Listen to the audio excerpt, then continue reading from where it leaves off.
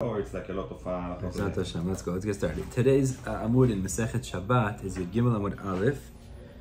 We're going to start the bottom of Yud Bet Amud Bet. That's where we left off yesterday. Be'emet Amru. We end off there. We're going to have three sections today. First, we're going to discuss the chazzan and tinokot. We spoke about reading by the candlelight.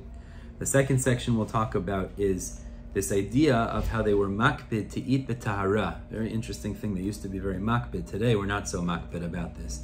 Even their chulin, they're not holy items. They used to eat b'tahara. We'll discuss certain cases. The food couldn't be tameh. We'll speak about it. Okay. And then the third section we'll talk about is a very interesting shaila, very interesting question about a husband and wife lying in bed together when she's a nidda, if they're both wearing clothing. It's going to be a very interesting discussion we're going to have today, which will tie into a couple of other related points in that regard. But Bezat Hashem, let's see. We're going to start, let's see, the bottom of Yud Bet Amud Bet, Be'emet Amru Chazan. Now, if you look at the Mishnah, Yud Aleph Amud Aleph, if you look at it, there seems to be a stira in this chazan. Who is this chazan, first of all? Usually think of chazan as like the Baal Tefillah, but here it doesn't mean that. Chazan, it's a gabai. So it was the guy who stood next to the Baal Koreh, next to the one who was reading the Torah, and he would give him symbols. He would give him the simanim, the somech, the simanim. He would give him the trup. He would give him the ta'amim. You know, everyone, whatever. Kids. So this guy, he's called the chazan. That's what he was called. You know, also chazan is a translation of chozeh mashkif, because it's the one in charge. So the gabai is usually nowadays you can call it like the gabai, like the chazan of back then. That's why Correct. They called him a chazan. Correct. So the highest in the community that there is. Right, like president. So, but the point is, in this regard, we're specifically talking about how he used to show the simanim to the Baal Koreh. Actually, they didn't really have a Baal Koreh. They used to have, the one who got the aliyah would read the aliyah. That's the way it was actually today, because most of us can't read the Torah, so you have somebody designated. But you used to get an aliyah, you would read the aliyah. So anyways, the point is, if you look in the Mishnah, it said like this, HaChazan ro'eh heichan tinokot korin. He is allowed to look where the children are reading, aval hu lo yikra. So you said he could look, but you said he can't read. So which one is it? So the Gemara is going to explain to us, he's not allowed to read in depth. I mean, he's not allowed to. Why would he want to read? Because he wants to prepare for tomorrow. He wants to know the simanim so he could show tomorrow. So we're going to say like this. He is allowed to look over the children's shoulders while they're reading. Meaning, he is allowed to look over the shoulder. If they're reading, so he could look, again, Friday night, let's say they're reading by the candle. Right? Just to see Roshei Parshiyot, to see how does the Aliyah start. Because really he knows it Baal Peh, he knows it in his head. He just wants to refresh for a second. So he's allowed to look while the children are reading it just to see the beginning of the parak, the beginning of the Parsha, which is a very general way of looking, not a real reading. He's taking the advantage because there is also an inyan of chinuch, you know? Well, no. But hu lo yikra means, as we're going to say, he can't actually read it in depth. Because then there's a gzeira, shemayate. So he's allowed to look at the beginning of the parshiyot just to remember the simanim in the beginning, right? How it goes, so that he could remember the rest of it. If it's in the same inyan, we said two people reading in the same. Correct. That's true. What's that? Hold on with the kids. We'll get to the kids in a minute. But that's going to be the chiluk we're going to make. What he is allowed to do and what he's not allowed to do. So let's see that inside. Says the Gemara, Be'emet amru chazan chulei. So asks the Gemara, but so you say on one hand is he can't read. The problem is we say v'ha'amrit reisha ro'eh, he could look. So which one is it? So my lav lekrot, doesn't it mean that he's allowed to look and he's allowed to read? What's that? V'ha'amarta, but you said kasha. Oh. You said in the beginning of the statement that he could look, but then you said that he can't read. So which one is it? So my lav lekrot, doesn't ro'eh mean to read? So the Gemara answers lo l'sader rashei parshiotav. What he is allowed to do literally means to arrange the beginning of the parsha. What does it mean? He could look over the kid's shoulder and look what the kid's reading. How did the aliyah start? And then he'll remember the rest of it without looking at it. That's permitted because we're not worried shemayate in such a small type of looking. But to read it by himself thoroughly, that would be problematic. Shalom, shalom. Same idea. He is allowed to arrange the Roshei Parshiotav. So what we just said is, what the chazzan is allowed to do, we just said, he's not allowed to read. Means, if he would read it thoroughly on Friday night, preparing for tomorrow, we're concerned he might tilt the oil. But if he just arranged the Roshei Parshiotav, the beginning of by looking at the beginning, how the Ta'amim begin, that would be permitted. Because it doesn't need so much tension? Exactly, because it's not so much focus. He's familiar. Or... Then the rest of it he'll remember. He just wants to know the beginning and remember the rest. Asks the Gemara, V'kula Parsha lo, but is he not allowed to read the entire Parsha? The problem is, returning to Gimel Amud Aleph, there's a kasha based on a braita. Now I want to explain something that Tosafot points out here. We're going to bring a kasha based on a braita that says the kids could read. They're allowed to read on Shabbat, they're allowed to read by the firelight. 1 second. That's what the Braita is going to say. The Mishnah also said the kids were reading. So why are you bringing, what the Gemara is going to try to ask is, if the kids are allowed to read, why is the chazzan not allowed to read? That's the way the Gemara is going to ask. Nothing to do with chinuch? So Tosafot points out over here, well, the Mishnah said that Tinokot were reading. So why are you bringing a kasha from a Braita if the Mishnah said the same thing? Like we said once with Masechet Rosh Hashanah with the shofar, that the kids are blowing the shofar. So good. So what Tosafot says here is that maybe, Mishnah doesn't say lechatchila the kids are allowed to read. Maybe it's not lechatchila. They're reading anyway, so maybe there the chazan can look over. The kids are not allowed one second. Maybe there the kids can look over, the chazan could look over what the kids are doing, even though they're not necessarily doing the right thing. But the Braita is going to say the kids are lechatchila allowed to read on Shabbat. So the Gemara is going to ask from that, if the kids are lechatchila allowed to read on Shabbat, so why isn't the chazan also allowed lechatchila to read on Shabbat? What's the difference between them? That's going to be the kasha. The question, if the kids are allowed to read, so why is the chazan not? I mean, what's the difference? It's mashma mutar, it's mutar lechatchila. So that's going to be a kasha. Why is the chazan not allowed lechatchila to read? Meaning bechal, to read. Let's read it inside. But so the Gemara is like this. What? I think so. The kids really, the nature is they don't have so much the passion to really understand. They're not that. Oh, very good. So I'll tell you. That's not what the Gemara says here. We'll see. חזן ממש הוא לא רוצה להתבייש. So let's see. כן, אבל חזן מאוד מאוד חשוב לו להבין ולקרוא ולדעת בדיוק מה הוא קורא. הילדים They don't care so much. I'll tell you even more in a minute. Says the Gemara, Meitave, ask a kasha on that. You're telling me the chazan can't read it thoroughly. You just do Roshei Parshio. Is that true? The Braita tells us, Rav Shimon ben Gamliel Omer, Hatinokot shel Beit Rabban hayu misadrin parshiot. Now it says they would arrange the parshiot, means they would go over the parsha. V'korin oraner, and they would read by the light of the candle. Now this Tosafot says is lechatchila. It says they're allowed to. It's mashma it's mutar lechatchila. So why can't the chazan also read lechatchila from the light of the candle? There is a difference between a kid to a chazan. What's the difference? He's a kid, and vazma. And obviously it's because, like you said, לצורך ממצורך הפצך ולא מצורך הפצי שמיים. And it's maybe something that is... That's a different story. That's nothing to do with a gzera of shema yateh. That's where you're discussing certain things. That's the business. Here it's a gzera, shema yateh. But they are kids, and if they practicing in something that's bekdusha, okay. But if it's asur on Shabbat, chinuch would say don't do it. You understand? So if it's mutar for them, why isn't it mutar for the chazan? I assume that maybe to give them like some chizuk. Okay, but the problem is, tachlis, is if it's asur on Shabbat, they're not allowed to do it. So, either we could say Roshei Parshiotav. The Braita really only means Roshei Parshiotav as well. Meaning, when it says they're allowed to read, it doesn't mean they're allowed to read deeply. It means they could just go through the beginnings to prepare for their Parsha tomorrow, but briefly. So the Chazan and them are the same. The Iba this is a very interesting answer. Or we say, Shani Tinokot, Ho'il ve'emat Rabban Aleyan, since they are scared of their Rebbe. Emat Rabban Aleyan, they have the awe of their Rebbe, Lo Atil Etzli, they don't stretch out their hand. They're trained. When kids are studying, they don't stretch out their hand to tilt the oil, because they know that this is what we're supposed to be doing right now, and we're not going to move until our Rebbe tells us to move, so we're not going to, so therefore there's no issue with them. But the Chazan doesn't have that type of a fear, so he might accidentally tilt the oil. Now, that's the answer the Gemara here says. Rabbeinu Nissim Gaon says a different answer, which is kind of what Yochai was just saying, which is very interesting. He says, based on Yerushalmi, is that the kids don't want to learn. So for them, if the fire goes out, It's great, not just not good. It's better. So they're happy. He says this answer to the Yerushalmi. They would rather the fire to go out. So they're not going to tilt it to make it stronger. They're going to be very happy for it to burn out. So therefore, there's no worry that they're going to tilt it. That's he says a different shot.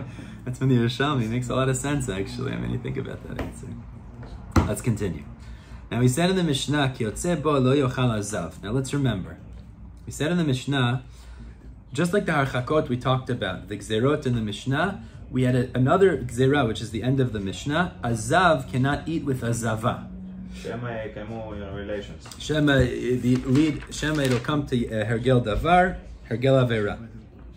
Hergel avera. So what does that mean? It means azav, who's a man who's tameh, he's not allowed to have relations with his wife, who's also azava. So in such a situation, if they eat together, eating is something that's mikarev, it brings people together, it's intimate. And the problem is if they would eat together, they might end up having relations with each other. Now what the Gemara points out is a very interesting thing. What about a person who's tahor? A man who's tahor, bichlal, is he allowed to eat with his wife who's a zava? A man who's tahor. It didn't say lo yochal tahor with the zava. What's that? It doesn't say that in the Mishnah. It doesn't say that in the Mishnah, but if a man's tahor, can he have relations with his wife who's a zava? I guess so. 1 second. Slow down. If a man is tahor, can he have relations with his wife who's a zava? Relations? No. Can he have biyah? Can he have tashmish? No. Of course not. It's like nidda. So why doesn't the Mishnah say lo yochal tahor im zava? It only says lo yochal zav im zava.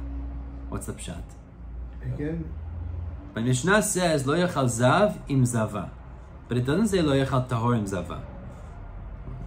He's not allowed to have relations with her either. No, of course it's asur. No, קל וחומר. אם זב הוא זב, הוא חולה, והיא חולה, לא יאכלו ביחד. So that's the pshat you saw there. אז בטח שאימו טהור, אז יש כאילו הוא יכול להתיר לעצמו איזשהו... So listen to what the Gemara is going to say. It didn't even need to say that in the Mishnah. It's obvious. Why is it obvious? Listen to how the Gemara speaks this out. Today, for us, Tuman Tara, we're so removed from this whole idea of Tuman Tara. Tuman Tara used to be a strong peidah. Pretty much the only time we deal with it is nidda. I mean, nidda, pretty much that's the only real interaction we have of Tumah and Ta'ara. Because we're all Tamemet today. We don't have the Paraduma. We can't become Tahor. We are constantly Tameh. That's just the reality, how it is. When we go to the mikveh, for us, it doesn't purify us from Tumat Met. It's something else, but it's not Tameh. That's how it is. But it used to be that the Chachamim, the rabbis, the frum people, they were makpid not to eat even chulin. I'm not talking about korbanot and truma and holy things. Even chulin, they would not eat it if it's tameh. They would only eat food that was tahor. So the Gemara says the reason the Mishnah didn't say this was that they were on a very high level. The reason the Mishnah doesn't say lo yochal tahor im zava is because he wouldn't eat with her in the first place. Because he would be worried that if his wife is a zava, she might touch the food, making it tameh, and he wouldn't want to eat that. So the Mishnah didn't even have to say that because of how careful they were about taharat ochlin, how careful they were about purity of the food. So therefore it only says the one that you'd think wouldn't be an issue, because if he's a zav, he would eat the food that his wife touches, because anyways he's tameh. So that's where the Mishnah says, okay, there's an issue of hergel avera. Even if he's zav, he wouldn't eat the wife food? If he's tahor. No, he could. That's the point. Because if he's tameh, so then the food that he's going to touch, she's going to touch. Anyways, he's tameh. It doesn't make a difference. So there, the Mishnah says that it's a different issue, which is hergel avera. It's a gzera, exactly. It's a achaka, actually, but yeah. Exactly. It's like a but the point is, the chidush we're saying is, it shows us how careful they were about eating food b'ta'ara. That's the chidush. Let's read that inside. So Tanya, Rishon ben Elazar said in the Braita like this: Bo re'eh, come and see, ad heichan partzat ta'ara b'Yisrael. Come and see, partzat lashon ufaratzta. Come and see how widespread, how careful they were about eating food in a state of ta'ara. Shelo shaninu, because it did not teach in the Mishnah, lo yochal hatahorim tmeya, that a man cannot, when he's tahor, eat food with his wife who's tmeya, because it's obvious, because he wouldn't want to eat food with her, she will make it tameh, and then he'll eat tameh food. That has nothing to do with hergel avera. It's just, they wouldn't even come to that. Common sense. What's that? Common sense. Common sense. It was like pasha the common sense, exactly. All it says in the Mishnah is a zav can't eat with a zava because of hergel avera. So it shows you how careful they were about eating food b'tara. The Braita continues, Keotzebo, similar idea, lo yochal zav parush im zav ama'aretz. There was two groups. You had the people that were called Prushim, and you had the people that were called Amei Aretz. Now what is Prushim? Separated? So Prushim literally means to be separated, but Prushim was essentially from. It was like the Talmidei Chachamim, people that were learned, and then you had people Amei Aretz. But Prush is it does mean lefarish, right? It does mean to separate, right? Okay. There's two pshatim I saw given why they were called that, either because they separated, or it could also be milashon perush, to explain. Is that they understood, they explained things properly. But either way, the from people, the Talmidei Chachamim, if he was tameh, he shouldn't eat food together with a zav parush shouldn't eat together with a zav ama'aretz. Now what's the problem? Shema yargilenu etzlo. So the Braita says because he might become accustomed to eating with this zav ama'aretz. Now what's the issue in that? Okay, so what's the problem? As ma abaya? What's the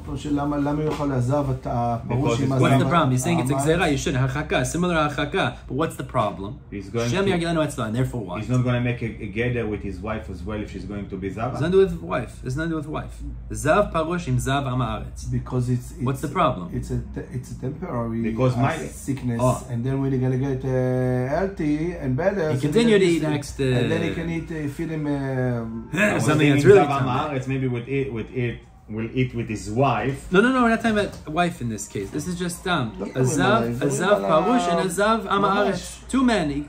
You go to the bar. You're the Talmid Chacham. You happen to be tameh. You shouldn't sit together with the ama'aretz who's tameh. What's the pshat? Why? Again, today, like I'm saying, is everyone's tameh basically. So it's not really. But when they were makbid and there was such a thing, what's the pshat? You know, Rabbi, that was still going on until 20-50 years ago. What? It was such a distinction between Amei Aratzot and the Nechamim, so unbelievable. They looked at him like a shkatzim. Till Baal Shem Tov came. Listen, it doesn't work like that. You get to Chacham, Chazak u'Baruch, lower down a little bit and pick up your friend. It was a huge... Hashem, we have the Chassidish inflection over here. No, listen, this was a big deal. You know? So let's go. So says the Gemara, V'chi margilo etzlo mayavi. Okay, let's say he's accustomed to coming near him. What's the issue? Anyways, he's tameh, so if he gives him food tameh, he's already tameh. So what's the problem?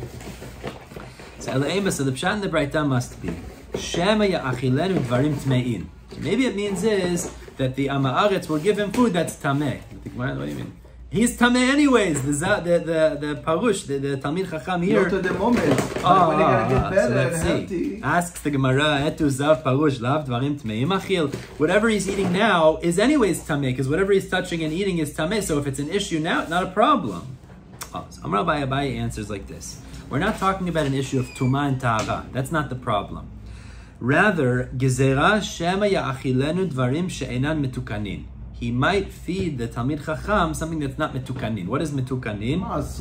Beautiful. Tevel. Not fixed up. We know if a farmer, you're a farmer, we go and we produce our apples, our pomegranates, whatever we're producing, can't just eat from it. You have to take off trumot and masrot. So says Abaye, there's a chashash. And then to eat it without masrot trumot is asur, totally asur.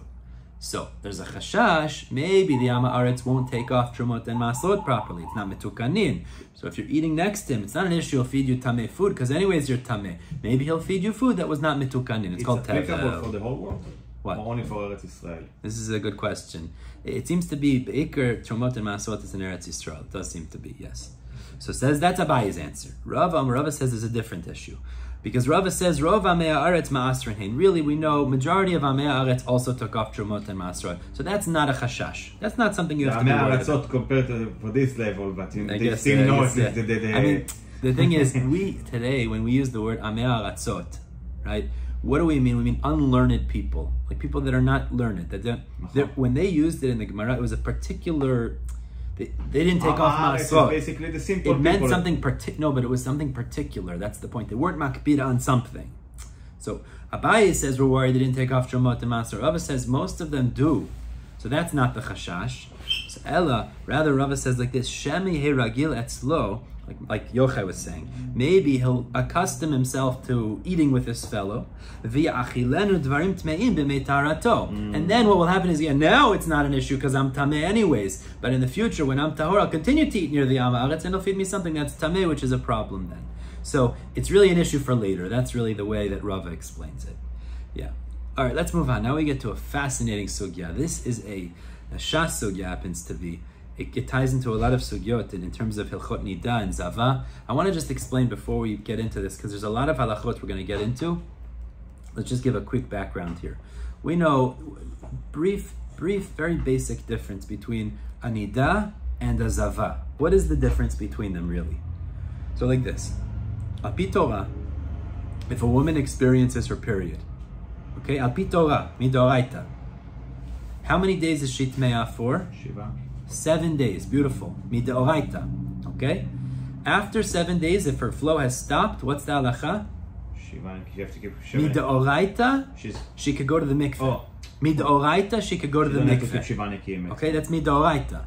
Now, midorabanan, we say, which is her period, tmeah, you want to call it, is for 5 days, roughly. I mean, you say 5 days, roughly. But then she also has to count Shiva Nekiyim, but that's not actually midoraita by a nidda. Shiva Nekiyim is the Nashim, were machmir on themselves. The Gemara says very special things about them. Because of that, they keep Shiva Nekiyim. Obviously, we're very makbid on it, but that's lemaisa, fine. That's by nidda. Her normal period. Now, that's from one vest to another, one normal period to another, 1 month to the next, let's say. But in between the two periods, there's an 11-day time in the month. If she experiences flow then, 3 in a row, let's say, she becomes zava gdola, she becomes zava. Now, a zava is a different story. Zava means if she has a flow then, the 3 days, let's say, she becomes tmeah actually for 7 days, and she has to make sure she's no more. And then she has to also she has to be able to count Shiva Nekiyim, but those 7 days of Shiva Nekiyim are actually midoraita. Those Shiva Nekiyim is actually midoraita. Okay. Let's go back to nidda. That what I just told you about ziva is really no get for later. But in terms of a nidda, we know that when a woman is a nidda, so for sure she's not allowed to have relations with her husband. For sure that's asur midoraita. We know that. Now, there are certain things that the Amoraim established later that are considered harchakot. What is harchakot? Limitation.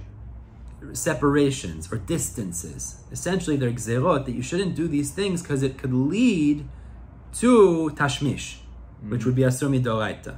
So, for example, one of those things is that a woman is not supposed to make the bed of her husband when he's around because it brings people close when she does that, and that could lead to avera. You hear that? But it's a harchaka. It's not asur midoraita. That's, if anything, asur midrabanan. The Gemara asks a sheila, question, before those harchakot, means in the times of the Mishnayot, let's say. So you didn't have such a harchaka. People used to sleep, a husband and wife used to sleep without clothing. That's how they used to sleep together. I'm not talking about in tashmish. In general, they would sleep together without clothing. So the question the Gemara asks is like this. Let's say a man's wife is nidda. Would it be permitted for him and her to sleep in the same bed if they're both wearing clothing? Probably no, because like zava and zava. You hear this? Let's hear the question. Let's hear the question. Good. Why would this perhaps be permitted? What would be the logic that this is bichlal permitted? Because you have some sort of a heker. You have some sort of something that's different than usual. Usually, husband and wife would sleep together without clothing. Here, you're making some sort of a shinui, something different. They're both wearing clothing. So maybe you'll argue, again, this is before the archakot were established, this would for sure be asur, but maybe you'll argue and say, they're doing something irregular, and therefore it should be permitted for them to sleep in the same bed together. Or maybe not. That's the question the Gemara is going to wonder over here. I don't know if it's Parashat Tazria, but it says, "Ve'elisha b'nidat devuta lo tikrav." Beautiful, excellent. We're going to get into that. What is it, mashma? Don't even get Don't close get to close. Her. Beautiful. Let's see that inside. So Ibailu, the Gemara has the following sheila. Question: Nidda ma'oshet hishan im ba'ala. Can a nidda sleep in a bed with her husband? Now Rashi adds in a very important point here. Either the husband is also tameh, Because if he's not tameh, if he's tahor, so we already said tahor wouldn't want to be near his wife because that can lead to transmissions of tumah. Anyways, he wouldn't want that. So either the husband's tameh, or it's bisman hazeh, where anyways we're tameh, we're not makbid on tumah. So if they're both tameh, that's how Rashi learns. Husband and wife are tameh. She's a nidda. Can they sleep together in the bed? He bivigda v'hu bivigdo. If he's wearing clothing and she's wearing clothing. And he's tameh? And they're both tameh, let's say. Tameh, right. why? Let's say he's zav. I don't know, he's zav. Let's say, I don't know. Come up with a good case. Right? But also no, because we said zav and zavalo. Oh, so we said that about eating. So let's see if this is comparable. In this case, you're doing a strong shinui that you don't usually do. Oh, so that's very good. You're bringing good points on both sides. But that's the point. The nikudah here is they usually would sleep together in the bed without clothing. This is a shinoi, so it's like a reminder that we can't have relations. Is that mutar or is that asur? At face value, everybody would say it's asur. But that's because we have all kinds of harchakot during nidda today, so we couldn't even imagine such a thing being mutar. But before those harchakot were instituted by the Amoraim, you could ask such a question. If we put him on the scale, the fact that the zava is a little bit more severe, the situation of the flow with the blood and everything, and there is harchaka for not to eat. So it's obvious that they're going to wear clothes when they're eating. Of course. And they cannot even eat together. Okay, but they're not in a bed so together. You're saying it's worse. Beautiful. And they're wearing clothes. Excellent. That's going to be one of the proofs. Let's see.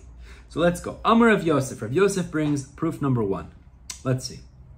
Tashma. So this is a Mishnah Masechet Chulin. Now I just want to explain outside. This is a little bit of basa b'chalav halachot before we see it inside.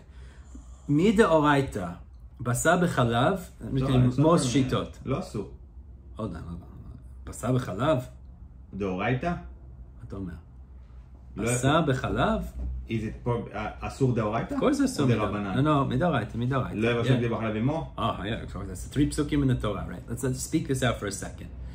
Midoraita. What is the asur deoraita of basar b'chalav? Achila, na v'bishul. So it says the word, like you just said, it says the pasuk 3 times. Lo tevashel gedi b'chalev imo. So we deduce that there's an asur of achila, bishul, and hana'a. 3 types of isur. Now, the real isur of achila is where it's cooked together, and then you eat it. And this is according to the shitot that we paskin practically. It's also only where it's basar behema, large animals, like cow. But basar of with milk is not asur midoraita. It's asur midarabanan. Why is it asur midarabanan? It's a gzera, because if you allow eating of basar of with chalav, you might end up eating basar behema bechalav, which is asur midoraita. It's a gzera. Yeah.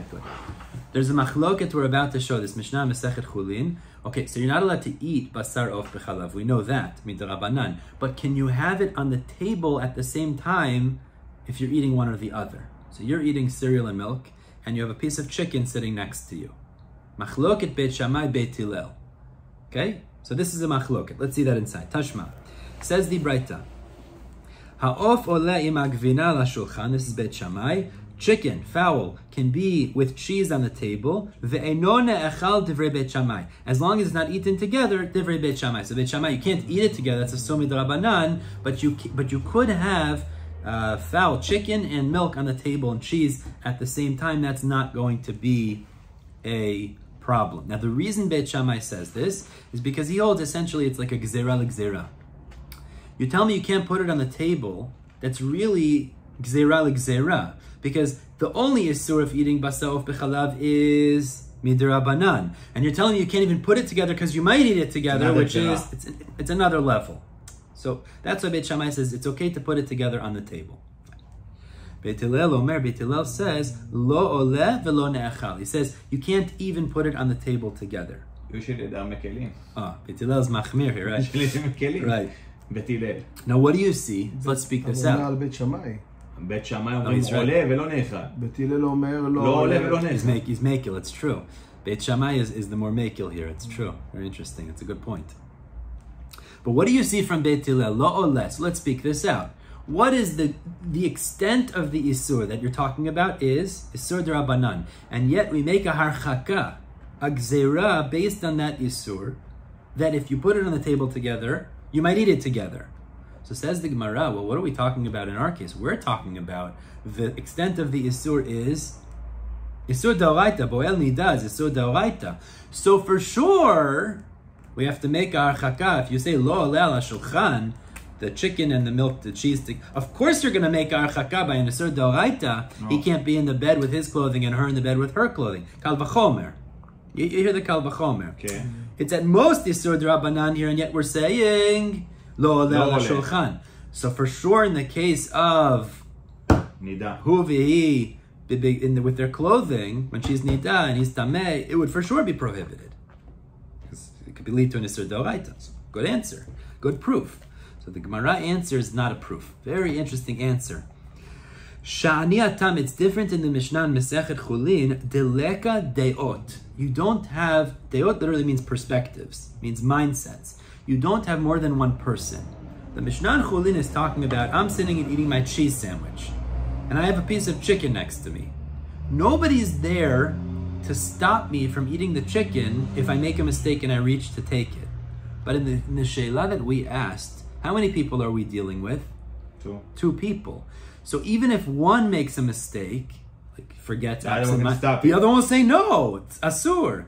So maybe where there are two deot, there's two perspectives, even though we're machmir to say lo oleh al shulchan, that's because it's you by yourself, no one's going to stop you. But maybe where there's more than one perspective, like in the case of ish v'ishto and she's a nidda and they're wearing clothing, maybe in such a case, since there's another person there who will stop them, maybe it's mutar. So what if I'm eating chicken with two people who eat the same thing? Beautiful. So we're gonna show from the Seifa a similar idea to what we just said. That's not the proof. Let's see. So hachinam mistavra, exactly what you just were saying. Actually, this chiluk about 1 dayar, 2 dayot is logical. Why is it logical? That where there's more than one person, it's mutar. How do we know that? Tekatani seifa, because the seifa of that Mishnah in Mesechet Chulin teaches the following case. Rabbi Shimon ben Gamliel Omer, Shnei achsanayim ochlin al shulchan echad. If you have people staying at someone's house or a hotel, something along those lines, and they're two guests, okay? These guests don't know each other. They're two different people. They have nothing to do with each other. Ze ochel basar, v'ze ochel gvina. So they could sit next to each other. One could eat meat and one could eat cheese. Now, why are they allowed to do that? Bepashtut, what's the reason? What's the chashash for a second? They might share with each other, but why are they allowed to do that? Two deot. So you have a proof. Says the Gemara, you see where there's 2 deot from the end of that Mishnah, we're not choshesh because one will stop the other if there's a problem. But you rely on something. Everybody hear the raya? That's a good. Yes. What do you say, Matan? You cannot. We're not worried. No. Yeah, go ahead, Matan. What do you say? It doesn't make any sense to compare eating to having relation with your wife. Okay. Because it might lead to something. This is why they put in the archakot. Well, this could lead to eating basar b'chalav. Lama, he's eating his own and he's eating. Yeah, but maybe you'll share with each other. They also might not share. But he might not have relations with her. I don't understand what he's saying. There is also a situation that can lead to something like this. So there is always, we're right now pulling to the side that they're not going to do because of that they ought. Correct. But the reason that they put in the archakot, okay, fine, but the point is, this chiluk seems to be supported by this case. Is if we're 2 guests, we could sit next to each other and we could both eat. Why? Because I'll stop you from eating my cheese. I assume that maybe they're gonna say that they eat. I assume, maybe with some distance. So not exactly distance, but the Gemara is going to make a distinction. So they know. So there is enough separation or whatever. Let's see that inside. The Gemara, you can't just say let them eat. The Gemara gives a pircha for this. It does refute this proof. The Gemara says like this, that's not a proof. That's not a proof that there's a difference between one dayah and 2 dayot. Why? Because velav itmar Allah, didn't the Gemara comment? It spoke about that Mishnah and it said the following. It said, Amar Rav Chanan bar Ami, Amar Shmuel, Lo Shanu, it's only mutar for the achsanaim, the 2 guests, to eat like that, Ela she'en makirin zeh et zeh. They don't know each other. They're not friends. So if they're not friends, it's not because you'll stop me. It's because we won't share in the first place. You're sitting next to somebody at a bus stop. You're eating lunch. You're not giving food to the guy next to you. So the heter there of you eating basar and me eating vina is because we don't know each other and we're not going to share. But the opposite. If they do know each other, asurim. So the kasha is, and what do you, husband and wife? Kal v'chomer, they know each other. So the Gemara, so kal v'chomer, it should be asur over here. Because if you're saying where they're friendly, They know each other. They might share the meat and the chicken together, and that would be an issue of achilat basar b'chalav, or basar b'chalav. So the kasha is, in the case of ish v'ishto b'bigdehem, of course it's going to be an issue. Of course they know each other. So why would you, if anything that's a proof, it's asur. The Gemara answers, no, not necessarily, because ha'atam, by the case of achsanayim, it's true, deot ika, there are two different perspectives, but shinui leka. There's no shinui.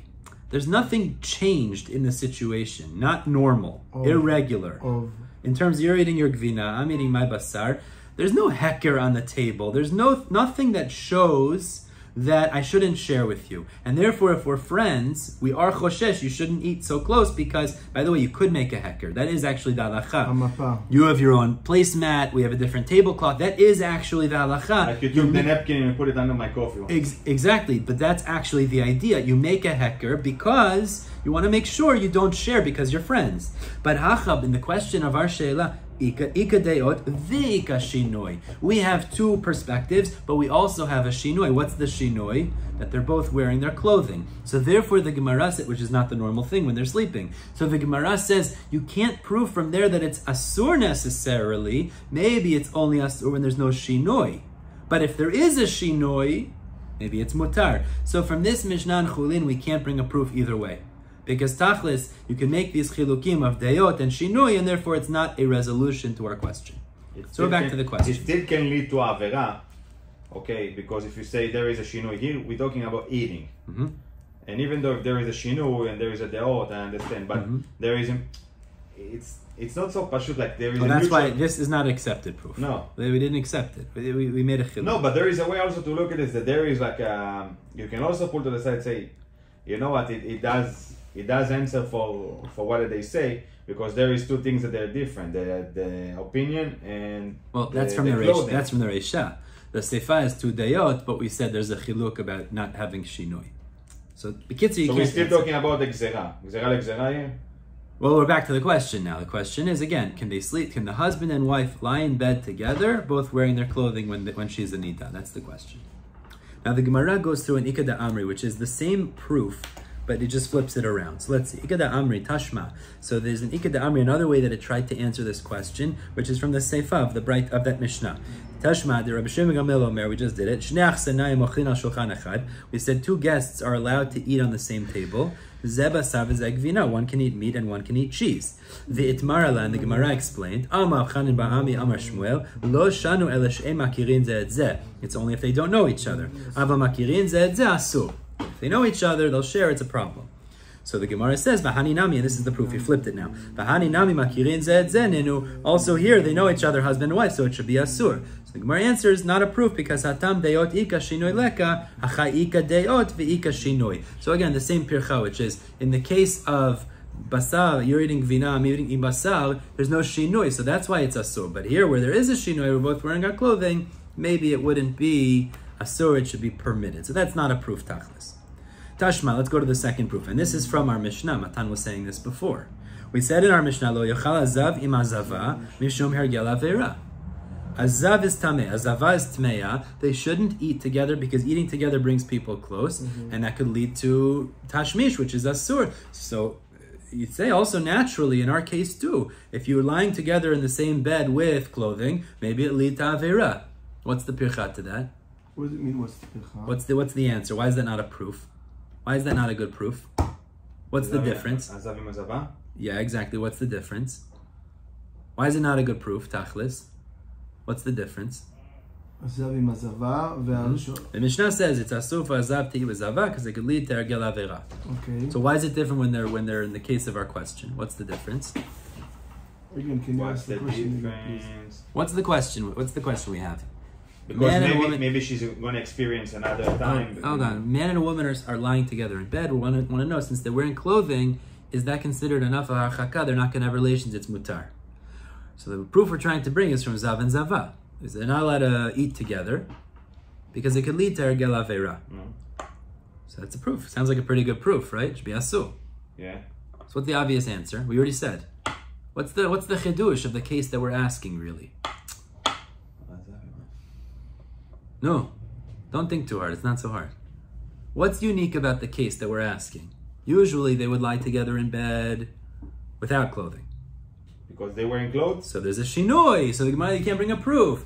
Maybe Zav and Zava eating together is a problem because there's no shinoi. But in this case where there is a shinoi, she and him are wearing clothing, so that's a shinoi. That's the point, it's a shinoi. Since it's a shinoi, it's like a herchek, that's a distinction. But the person want to make an avera, you think he cares about the clothing? We're not talking about if they want to, we're talking about if they make a mistake. If they want to, they do it anyways. They don't listen to what chazzan said. Like what, because of clothing it's that's making a different shinoi? Story. Exactly. It's a big shinoi. Exactly, that's a big shinoi, that's the point. Could you imagine people go to sleep back then without clothing? That's what it was. It's huge. Of course. In the eye, you see a person with the clothing, you right away remind you she's... Right. So it's not a proof, because again, there's two perspectives, but at the same time, it's a shinoi. By the way, you should know, to point out, just to the point, Rashi here actually quotes, regarding the shinoi, if you look at that Rashi, Ika shinoi, you see that Rashi, Ika shinoi? No, not that Rashi, then later. Ika shinoi. Look at that Rashi. She'ein derech lishan ele bekiruv basar. They used to sleep naked, undressed. Kidechtiv, like it says, she'erak suta v'onata. V'amar mar she'er ze kiruv basar. She'er refers to that a man sleeps with his wife undressed. She'im amar ef she'ela hi bebigda v'hu bebigdo yotzi v'yitain k'tuva v'mesech ktuvot. Now, that Gemara Ktuvot says if the husband says, I can't have relations with my wife unless we're wearing clothing, she could force him to divorce her. But the idea seems to be similar, is they used to sleep together without clothing. Since they used to sleep together without clothing, wearing clothing is a big shinoi, so maybe it's motar, because that's enough of a hachaka. That's the shayla. Let's go to the third proof now. Tashma, go to the third proof. Pasuk tells us in Yecheskel that Yecheskel Hanavi was talking about great people. So it says good people, good things people used to do. It says El Harim lo achal, to the mountains he didn't eat. Rashi explains Harim lo achal. Harim referred to Avot, Avotenu Akdoshim, our holy ancestors. Somebody who didn't have to rely on the zchuyot of his ancestors because he's such a tzaddik. It's a high level. I don't need Harim, the zchut of the Avot, because of how great I am. Ve'enav lo nasal gilulei Beit Yisrael, and he didn't look towards the idolatry, avodah zarah of the Jewish people. Now this is the key of the pasuk. Ve'et eshet re'eyu lo timei, he didn't have relations with his friend's wife, eshet ish. Ve'elisha nidda lo yikrav, and he did not have relations with his wife when she was a nidda. So the end of the pasuk puts eshet ish next to ishto nidda. So we make a hekish between them. Now, what does the Hekish teach us? Makish isha nida, we compare his wife when she's a nida, le'eshet re'ehu, to the wife of his friend. Now listen good how Rashi learns this. Ma eshet re'ehu, just as with the wife of his friend, hu bivigdo v'hi bivigda asur, to lie in the same bed when they're both wearing clothing is asur. Now why is it asur? Ma. Why is that asur? Asur what? Echani yodeh shezeh asur? Eshet ish? Eshet ish. They're both wearing clothing. How did you know that? Yisarashi. So like this. Ma, just as Eshet Rayayu, who bibigda v'hi bibigda in the same bed would be asur. Not having relations. Even that would be asur. Why would that be asur? So Rashi says because yichud with your friend's wife, that would be asur. So for sure to lie together in the same bed, even they're wearing clothing, there's no, it's also avera. Of course that's going to be an avera. That's what Rashi says over here. Yichud. The asur lan yichud min Torah b'kedushin me'achecha, brings a pasuk. It's actually asur midoraita. So af ishto nida, so the same thing will be true through the hekish with ishto nida, hu bibigdo v'hi bibigda asur. That if they're both lying in the bed with ishto nida, it's also, even though they're both wearing clothing and there's a shinoi, it's still going to be as yichud. So it's not yichud. So that's a question the Mefarshim actually deal with here. They say, but if you're before that. So B'kitzur, what you see is, from here the Hekish teaches you, just as you and your friend's wife, Eshet Ish, with clothing would be asur in the same bed, so too with Ishto Nida, based on Hekish, would also be asur. Asks the Gemara, asks the Mefarshim, but wait a second. Based on the Hekish, we should say that a man should not be allowed to be mityached with his wife when she's a nida. If we're comparing it, compare it entirely and say, just as with ishto, eshet ish is asur yichud, also with ishto nida it should be asur yichud. So what's the chiluk? אשתו, because הוא גז בה, זה... בגלל זה בן אדם צריך להיזהר גם מגרושתו. So the Gemara brings a הוא bit גז of... בה. brings a svara. הוא היה איתה כבר, הוא יותר קל לו לדרוש אותה לעבירה. זה בעיה. Wait. What do you say? באיש ואישה, כן. התורה ידעה לנו... באשתו. איש ואשתו, התורה ידעה לנו סוגה בשושנים. הוא העלה אותו מתייחד עם אישה. נו, מה הפשט? אפילו זה למה? כי היא תהיה מותרת לו. זה הפשט, כן. Because in the future, it's pat besalo. אז הוא רגוע קצת. It's called pat besalo. הוא יודע שעוד שבוע היא תהיה מותרת. מה זה pat besalo? Bread in his basket. He knows it's going to be mutar eventually. So the Torah says, with ishto nidda, even though that's also isur karet, by the way, like the other arayot, it's also isur karet, nonetheless, it's mutar to be mityached with your wife who's a nidda. Can you imagine if you weren't allowed to be mityached with your wife nidda? It would be complicated, obviously. But no, the halacha is it's mutar. But with eshet ish or with the other arayot, it's asur. We know it's asur. But that's the right. Shema mina. So the Gemara says this is accepted. It's asur. We answered the question. Beautiful. Yeah. Now we're gonna have someone who argues in a minute. What do you want to say, Matan? Wait, we're gonna argue? No. We're gonna have a shita who argues on that psak right now. We'll finish off with this. Yeah. Because they call it here yichud with eshet ish. Ken. But how you can compare yichud here with your wife? Yichud is basically when there is biyah. No. Yichud means seclusion. It means going into a private place, just you and her. Not even biyah. though without it's a sort to be mityached with other women like that, with eshet ish, right? So when you with your wife in the house, okay, correct, and she's nidda, you have to keep the door open. No, that's what we just said. No, that's what we just said. Ishto nidda is mutar, yichud is mutar. אתה רואה לנו שאפילו גדר קטן, סוגה בשושן, אפילו גדר של שושנים, זה יספיק שלא נעשה איתם. That's what I was just saying. It's mutar. That's mutar.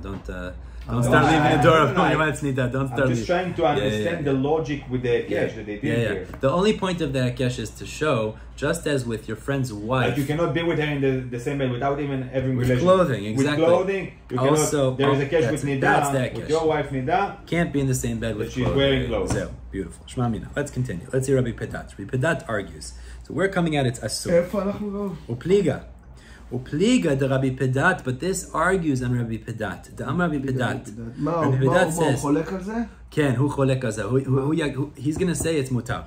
Mutar what? To be with your wife in the same bed, both wearing clothing. Lo asrat Torah, Rabbi Pedat says the Torah only prohibits ela korva shel gilui arayot bilvad. We're going to learn like Rashi here. When a person's wife is nidda, it only prohibits him to have actual relations with her. Mid'oraita. We know that. Hold on. Mid'oraita. Shene'emar, as it says in the pasuk, ish el kol she'er b'saro, to any close relative, lo tikravu legalot erva. So he learns, tikravu legalot erva, it means the isur d'oraita is to have relations. So it comes along Rashi, and Rashi explains, if you look at the bottom Rashi, Ad Rabbi Pedat, Giloi arayot, tashmish mamash. The isur d'oraita is actual tashmish. Vishar korva and other types of closeness. Va'afilu kiruv basar midrabanan. Now, to be in bed with ishto nidda or other of the arayot when you're not dressed, that would be asur midrabanan. Vehi bevigda va'afilu midrabanan lekel migzar. But if they're both wearing clothing, that would not be gzera drabanan. So Rabbi Pedat says, midoraita, it's only tashmish that's asur for ishto nidda. Midrabanan would be if they're not wearing clothing, kiruv basar. So it's gzera like gzera. But if they're both wearing clothing, it would be mutar. It would not be asur. Be mutar in the same bed? To lie in the same bed. That's what Rabbi Pedat says. So it comes out of machloket actually. Based on the proof we brought before, we're saying hu bebigdo, v'hi bebigda, and she's nida is asur. Rabbi Pedat would actually hold that is mutar. That was my confusion before. It's machloket because they said, we gave basically the reisha. Yeah. Right, like with the basar v'chalav on the table. If there is two people that know the gdarim, okay, with strangers, for example. Yeah. So if you said that there is a shinui with the clothing, right. So we end up with machloket. It's machloket. We have machloket right now. No, but we. Yeah. I'm saying we have machloket. We want to finish. Let's finish the two dots. The Gemara says ula. The Gemara. You want to stop? Oh, we can stop here. No, we can continue. Yeah, a few more minutes. Yeah. You want to finish the two. Let's go. Let's finish the two dots. Just. The Gemara tells us like this. Ula was one of the great Amoraim. When he would come from the yeshiva, He used to kiss his sisters on their chest. Now, obviously for him, no, meaning he held it was mutar. He would kiss his sisters on their chest. Kiss them. He would kiss them like you meet somebody, you give them a kiss in a normal way. He would do the same thing that was considered a normal way. But Amrila and others say yadayu, that he would kiss them on their hands. Okay, either way. Upliga didei adidei, but he argues on himself. He contradicts himself. Ma. The Amar Ula, because Ula himself says, and Matan pointed this out before, afilu shum korva asur. Any closeness with the arayot, with the erva, which a sister is an erva, would be asur. And one second, mishum, because it's a saying that people say when they talk to a nazir, they say lech lech amri nazira. We say go to the nazir, sechor sechor, go around, lekarma lo tikrav. Don't come close to the kerem, to the vineyard. We know one of the isurim of a nazir is he can't drink wine. So they tell a nazir, stay away from the vineyard. Even it's a herchek, it's a distancing from the vineyard. So similarly, Ula himself said with arayot also, you should have harchakot and distance yourself. So the Rishonim discuss, well, what happened? He was doing it, but then he said it's asur, so what's the pshat? What he said? He said that it was used to kiss his sister. He used to. Here. Yeah. And the hand. Yeah. But then the Gemara says, Pliga didei adidei, because he said something about the Nazir. And he would say, he said about the Nazir. He used to say this. He says, you should distance from arayot, like we find by the Nazir, should even stay away from the vineyard. So he seems to contradict himself. So which one is it? But maybe he's not talking about his sister. Maybe he's talking about Eshetish or Shanidah. Oh, okay. I hear what you're saying there. I hear that. No, he's saying maybe it's the other arayot, not sister. I hear it. So let me just tell you, I'll tell you two approaches in the Rishonim. Or maybe his sister was too young. It doesn't say that. So some of the Rishonim say that Ula changed his opinion. Means originally he used to do that, but he paskin this was wrong, and I'm not gonna continue to. You could say something like that, but Tosafot does not learn that way. Tosafot says a chidush here, which is very interesting chidush. Look at the bottom Tosafot. You see that second to last line on the page? He knew about himself that he wouldn't have bad thoughts. Shetzadik gamur haya, because he was a tzaddik gamur. So he was saying for the Hamon stay away from the vineyard, meaning even from anything close to erva you should stay away. But since he was a tzaddik gamur, he wouldn't have any hirhur avera, so he held that he was allowed to. And the Gemara, one second, the Gemara in Ketuvot says a similar idea. If you look, the Rav Ada bar Ahava markiv la katvei umraked. He used to pick up the kalot at their weddings, the brides, and dance with them on his shoulders. And he used to say the same thing. I have no hirhur avera because I'm such a tzaddik gamur. So the Gemara doesn't elaborate on this, but that's really the pshat in the Gemara. Tosafot says is he acted because he knew he was a tzaddik gamur, it wouldn't be an issue. For other people, he's saying that it would be an issue. You shouldn't engage in this. What about when people see you act like that? They said if the rabbi did that, it's probably okay. מה שמותר לרבי אסור לתלמידים. No, I hear that. It's a good question. No. This probably it makes sense that he changes his opinion. Yeah. At least not in public. In publics. I hear. Maybe it wasn't in public. It doesn't say in public. No, because it doesn't. Yeah. If it was not in public, the Gemara thinks so doesn't bring it. But he did something that people see. I hear. That's why you bring it. How you can bring a contradiction, a stira with his action. In one hand, he said to Nazir, don't even get close to the vineyard. Shema yavo לשתות. ופה אומר שהוא נשק את אחותו בזה, ולא יצטרך להתרחק. What's the difference also? Stam I just want to tell you. By the way, the Rambam Paskin, the מעשה טיפשים. Let me tell you, it's gnai. It's a gnai. מעשה טיפשים. It's disgraceful. The Rishonim do say this. ממש מאתמול, על רבי ישמעאל בן אלישע. The Rambam, one second, I want to quote this with the Rambam. תסתכל דף אחורה, שהוא אומר, הואיל משום ומשים את עצמו על דברי תורה כאדיוט. נכון? שמא יתה תנר. Just shma for a second. The Rambam says that kissing or hugging a close relative, even if you have no desire, like an aunt or an older sister, is asur midrabanan. He does say this. The Rambam understands that Ula retracted his leniency. Means originally he did this, and he changed his psak. That's how the Rambam understands. That's really makes sense. He says it's wrong. He says you can't do something like that because you give everybody look at you. I hear but not only that, if we say that this is a gather from Chachamim, right? Like we spoke yesterday, not to get close to Isha nidda, even though לא כל שכן also באחותו, right? Who are you talking about? We basically saying here that it's asur, right? Even from the Rabbanan. Well, we were hold on. Who? Which? We had a machloket. Ula kisses his sister, right? His sister. Either in the hand or chest, doesn't matter where. Okay. But we say that it's asur. He says himself it's asur. And he says himself as asur. Yeah. Or that we gave another opinion about... No, he said himself it's asur.